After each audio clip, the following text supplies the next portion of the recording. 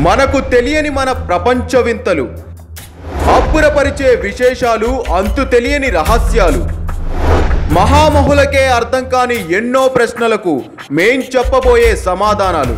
Special series త్వరలో.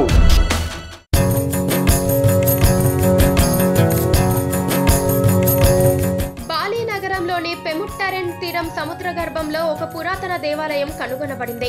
ఈ దేవాలయం చాలా పురాతనమైనది. కొన్ని వేల సంవత్సరాల క్రితం సముద్ర గర్భంలో ఈ ఆలయాన్ని నిర్మించినట్లు శాస్త్రవేత్తలు చెబుతున్నారు. పర్యాటకుల సందర్శన నిమిత్తం 2005లో దీనిని టెంపుల్ గార్డెన్ గా మార్చారు. హిందూ సనాతన ధర్మం ప్రకారం అద్భుతమైన నిర్మాణాకృతితో ఈ కట్టడం నిర్మించబడింది. సముద్ర గర్భంలో ఉన్న ఈ హిందూ దేవాలయం ఒకప్పుడు భూమిపైన ఉండేదని, సముద్రం ముంచేయటం వలన ఇది మునిగిపోయిందనే వాదన కూడా బలంగా వినిపిస్తోంది.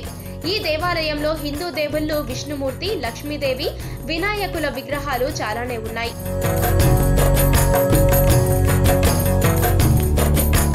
ఇది సముద్ర మట్టం నుండి 29 కిలోమీటర్ల ఎత్తులో ఉంది. ఈ గుడి ముఖభాగం ఎత్తు 4 కిలోమీటర్ల కంటే ఎక్కువగా ఉంది.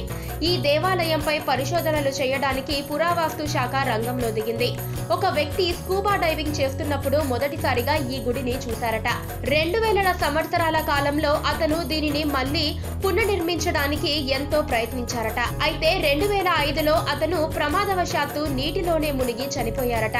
ఆ తర్వాత 2010లో దీనిని డెవలప్ చేశారు. అప్పటి నుండి చాలా మంది పర్యాటకులు కేవలం ఈ గుడిని చూడటానికే ఇండోనేషియాకు తరలి వస్తున్నారు. పక్కనే ఒక గంట సింబల్ కనిపిస్తుంది కదా, దాన్ని నొక్కారనుకోండి, మేం చేసే వీడియో అప్డేట్స్, నోటిఫికేషన్స్ అన్నిటితో మీ డివైస్ లో వాలిపోతాం.